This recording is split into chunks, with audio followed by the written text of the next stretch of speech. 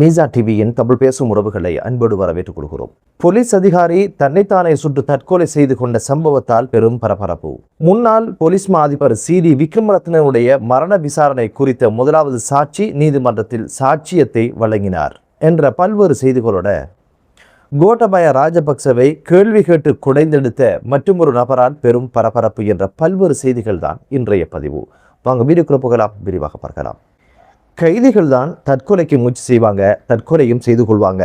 ஆனால் இப்போது எமது நாட்டில் போலீசார் தற்கொலை செய்து கொள்கின்ற சம்பவங்கள் பதிவாகி வரும் பின்னணியில் மீண்டும் ஒரு போலீஸ் அதிகாரி தன்னைத்தானே சுட்டு தன்னுயிரை மாய்த்து கொண்ட சம்பவம் நேற்றைய தினம் பதிவாகி இருக்கு. வலானா குற்றத்தடுப்பு பிரிவில் 28 வயதுடைய போலீஸ் அதிகாரி தனது சேவைக்கு பயன்படுத்துகின்ற T56 வகை துப்பாக்கியினால் தன்னைத்தானே சுட்டுக்கொண்ட சம்பவம் பதிவானது. உடனடியாக காயமுற்ற போலீஸ் அதிகாரியை பலத்த காயங்களோடு பானந்துர வைத்தியசாலையில் அனுமதிக்கப்பட்ட சூழ்நிலையில தான் அவர் உயிரிழந்து விட்டார் அப்படின்னு ஒரு விஷயத்தை வைத்தியர்கள் தெரிவிச்சிருக்கிறாங்க. இந்த சம்பவம் குறித்த போலீஸ் நிலையத்தில் அதிகாலை 5:30 மணி அளவில் தான் பதிவாகி இருக்குது. குறித்த போலீஸ் அதிகாரி யாரு அப்படின்னு பார்த்தீங்கன்னா பேராதனிய முருத்தலாவ பிரதேசத்தை சேர்ந்தவர் அப்படின்னு ஒரு விஷயம் தெரிய வந்திருக்குது. எதனால இவர் தற்கொலை செய்து கொண்டார், தற்கொலை செய்கிற அளவுக்கு இவருக்கு என்னதான் பிரச்சனை அப்படின்ற விடயங்கள் இப்போது விசாரணைக்கு உட்படுத்தப்பட்டிருக்கு. போலீசார் விசாரணைகளை தொடங்கி இருக்கிறாங்க. என்ன காரணத்துக்காக இவர் தன்னுயிரை மாய்த்து கொண்டார், இவரை சுற்றி நடந்த பிரச்சனைகள் என்ன என்ற பல்வேறு விஷயங்கள் எதிர்வரும் தினங்கள்ல தெரிய வரும். அதே நேரம் முன்னாள் போலீஸ் மா அதிபர் CD விக்ரமரத்ன அவங்களுடைய மரண விசாரணை குறித்த வழக்கு கடுவர நீதவான் நீதிமன்றத்தில் விசாரணைக்கு எடுத்துக்கொள்ளப்பட்ட போது முதலாவது சாட்சியாக துப்பாக்கிய போலீஸ் மா அதிபருக்கு வழங்கிய போலீஸ் அதிகாரி தமது வாக்குமூலங்களையும் தமது சாட்சியத்தையும் பதிவு செய்திருந்தார். அவருடைய வாக்குமூலத்தில் அவருடைய சாட்சியத்தில் என்ன இருக்கு அப்படின்னு பார்த்தீங்கன்னா 16 வருட காலமாக இவருடைய மெய் பாதுகாவலராக அவர் கடமையாற்றி வந்ததாகவும் முதற் தடவையாக குறித்த தினத்தன்று தான் தனது துப்பாக்கியை பரிசோதனை செய்து பார்ப்பதற்காக கேட்டதாகவும் துப்பாக்கியையும் தோட்டாக்களையும் கேட்டதுக்கிணங்க அவைகளை இவர் வழங்கியதாகவும் வழங்கிய போது போலீஸ் மாதிபர் என்ன பண்ணியிருக்கிறார் அப்படின்னு கேட்டீங்கன்னா குடிப்பதற்கு தண்ணீர் கொண்டு வா அப்படின்னு சொன்னதுக்கிணங்க தண்ணீரை எடுப்பதற்காக சென்ற வேளையில்தான் வெடிச்சத்தம் கேட்ட சமயத்தில் உடனடியாக வெளியில் வந்த பொழுதுதான் போலீஸ் மா அதிபர் இரத்த வெள்ளத்தில் கிடந்தார் அப்படின்னு ஒரு விஷயத்த சொல்லிட்டு உடனடியாக மருத்துவமனைக்கு அவரை அழைச்சி சென்றோம், மருத்துவமனையில் அவர் உயிரிழந்தார் அப்படின்னு ஒரு விஷயத்த சொல்லியிருந்தார். இதுவரை காலம் அவருடைய துப்பாக்கியை அவர் கேட்டதில்லை, முதல் தடவையாக கேட்டார். கேட்ட பொழுதுதான் துப்பாக்கியை கொடுத்ததாகவும் முதலாவது சாட்சியம் அவருடைய சாட்சியத்தை வழங்கி இருக்கிறாரு. முன்னாள் போலீஸ் மா அதிபர் தொடங்கி இப்போது சாதாரண கான்ஸ்டபிள் வரைக்கும் இப்போது தற்கொலை செய்து கொள்ளுகின்ற ஒரு சூழ்நிலை உருவாகி இருக்கு. போலீஸ் அதிகாரிகளை சுற்றி நடக்கின்ற பிரச்சனைகள் என்னதான், ஏதாவது பொருளாதார பிரச்சனைகள் இருக்குமா, அல்லது பொருளாதார நெருக்கடிகள் இருக்குமா, அல்லது வேறு எந்த ஒரு சக்திகளினால் இவங்க அழுத்தங்களுக்கு உட்படுத்தப்படுறாங்களா அப்படின்னு பல்வேறு கேள்விகள் எழுந்திருக்கு. எனவே இந்த போலீஸ் அதிகாரிகளுடைய தற்கொலைக்கு பின்புலமாக இருக்கின்ற காரணங்கள் கண்டறியப்பட்டு அதுக்கான தீர்வுகள் பெறப்படணும். அதுதான் ஆரோக்கியமானதாக இருக்கும். சட்டம் ஒழுங்கு காக்கின்ற போலீசாரே தம்முயிரை மாய்த்து கொள்கின்ற இடத்துல இருப்பதாக இருந்தால் நிச்சயமாக இது போலீஸ் துறைக்கு மிகப்பெரிய ஒரு சவாலான ஒரு விடயமாக இருக்கும் என்பது தெரியுது. அடுத்த செய்தி என்ன அப்படின்னு பார்த்தீங்கன்னா கோட்டாபய ராஜபக்ச அப்படின்னாலே கடந்த காலங்களில் மிகப்பெரிய ஒரு பயம். அவரை எதிர்த்து யாரும் பேசுறதும் கிடையாது, அவரிடம் யாரும் கேள்விகளும் கேட்பது கிடையாது. இப்படியான ஒரு சூழ்நிலையில் தான் இப்போது ஒரு சாமானிய பிரஜை ஃபோன் பண்ணி கடுப்பேற்றிய ஒரு சம்பவம் பதிவாகி இருக்கு. அந்த ஓடிய கிளிப்பை சமூக வலைத்தளங்களால் பதிவேற்றம் செய்திருந்ததும் இப்போது மிகப்பெரிய ஒரு பேசுபொருளாக மாறியிருக்கு. இந்த ஒரு கோல் எடுத்தது யாரு, ரெக்கார்ட் பண்ணது யாரு, அதை சமூக வலைத்தளங்களில் போட்டது யார் அப்படின்னு பார்த்தீங்கன்னா ஷான் கனேகுட என்று சொல்லப்படுகின்ற ஒரு சமூக செயற்பாட்டாளர் அப்படின்னு சொல்லப்படுது. ஃபோன் கால் எடுத்தவர் என்ன கேட்குறாரு அப்படின்னு கேட்டிங்கன்னா கோட்டாபய ராஜபக்ச மஹத்தியாவா, சரி உங்களுக்கு எப்போதிலிருந்து பென்ஷன் கிடைக்குது அதை நாட்டு மக்களுக்கு சொல்லுங்களே அப்படின்னு சொல்லி அதிரடியான ஒரு கேள்வியை தொடுக்கிறாரு. அதுக்கு கோட்டாபய ராஜபக்ச அவர் என்ன பதில சொன்னார் அப்படின்னு கேட்டிங்கன்னா 91ஆம் ஆண்டிலிருந்து கிடைக்குது அப்படின்னு சொன்னார். நீங்கள் 91ஆம் ஆண்டு இராணுவ சேவையிலிருந்து மெடிக்கல் லீவில் தானே போனீங்க, உங்களுக்கு எப்படி பென்ஷன் கிடைக்கும் அப்படின்னு ஒரு கேள்வியை இவர் கேட்டார்.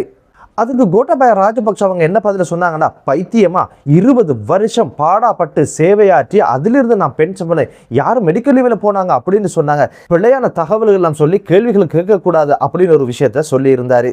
சரி அது ஒரு பக்கம் இருக்கட்டுமே, ஓய்வு பெற்ற ஜனாதிபதிக்கான ஊதியமும் பெற்றுக்கொள்வீங்களாமே அது எப்படி அப்படின்னு ஒரு கேள்வியை இவர் கேட்டாரு. ஆமாம் அதுவும் கிடைக்குது, அதில் என்ன பிரச்சனைன்ற மாதிரி கோட்டாபய ராஜபக்ச பதில் சொன்னார். இராணுவத்திலிருந்து பெறுகின்ற ஓய்வூதியம் தான் பிரதானமானது அப்படின்னு ஒரு விஷயத்தை கோட்டாபய ராஜபக்ச சொல்லிட்டு நான் என்ற பாட்டில் இருக்கிற எதற்காக என்ன கொடையிறீங்க, எதற்காக என்ன கஷ்டப்படுத்துறீங்க அப்படின்ற மாதிரி கேட்டாரு. மக்கள் வரி பணத்திலேயே அவங்களுக்கு ஓய்வூதியம் தரப்படுது, ஆனால் ஜனாதிபதியாக இருந்து ஓய்வூதியம் பெறும் அளவுக்கு என்ன தகுதியை நீங்க பெற்றிருக்கீங்க, அதுக்கான தகுதி உங்களுக்கு இருக்கா அப்படின்ற மாதிரி ஒரு கடுப்பேத்துற மாதிரி ஒரு கேள்வியை கேட்டுட்டாரு. அதுக்கு கோட்டாபாய ராஜபக்ச அவங்க என்ன சொன்னாங்க அப்படின்னு கேட்டீங்கன்னா, நான் நாட்டுக்கு என்ன செய்தேன் என்பதை நீங்க தான் தேடி பார்க்கணும், நீங்க தான் அதை தீர்மானிக்கணும் அப்படின்னு சொன்னாரு. நாட்டை பங்கரோத் ஆக்கி போட்டு ஓய்வூதியம் பெறுதீங்களா அப்படின்ற மாதிரி இவர் ஒரு கேள்வியை போட, கோட்டாபாய ராஜபக்ச அவங்க என்ன பதில சொன்னாங்க அப்படின்னு கேட்டீங்கன்னா, நாட்டை நான் பங்கரோத் நிலைக்கு கொண்டு போகல, அரகல போராட்டக்காரர்கள் தான் நாட்டை அந்த இடத்துக்கு கொண்டு போனாங்க அப்படின்னு சொல்ல, இவர் சொன்னார், அரகல போராட்டக்காரர் மட்டுமல்ல, ஒட்டுமொத்த நாட்டு மக்களே உங்களுக்கு எதிராகத்தான் கிளர்ந்தெழுந்தாங்க அப்படின்னு ஒரு விஷயத்த சொல்ல, கோவத்துல உச்சிக்கு கோட்டாபாய ராஜபக்ச போயிட்டாரு.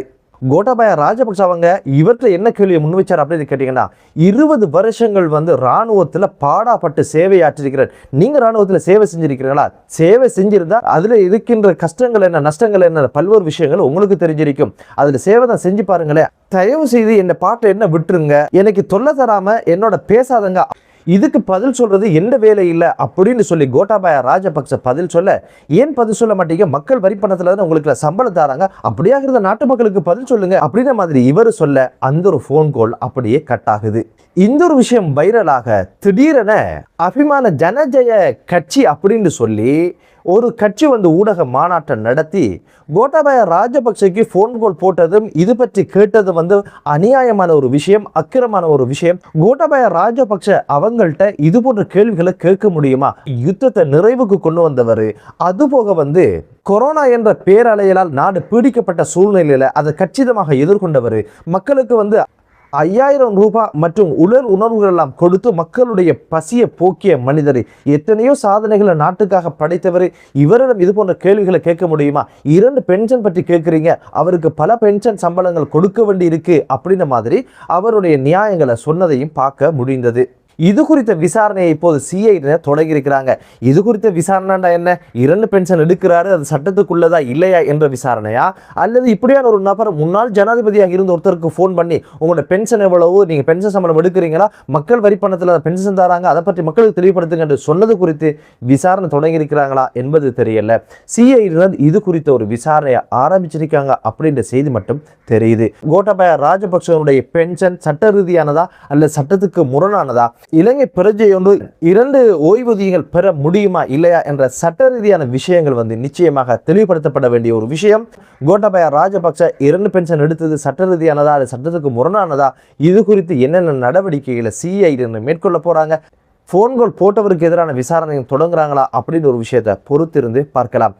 என்னென்ன இருந்தாலும் லஞ்சம் இல்லாத, ஊழல் இல்லாத, தற்கொலை இல்லாத, வன்முறை இல்லாத ஒரு தேசம் உருவாகட்டும் என்ற வளமையான பிரார்த்தனையோடு மற்றொரு காணொளியிலே உங்கள் அனைவரையும் சந்திக்கும் வரை விடைபெறுகிறேன். நன்றி.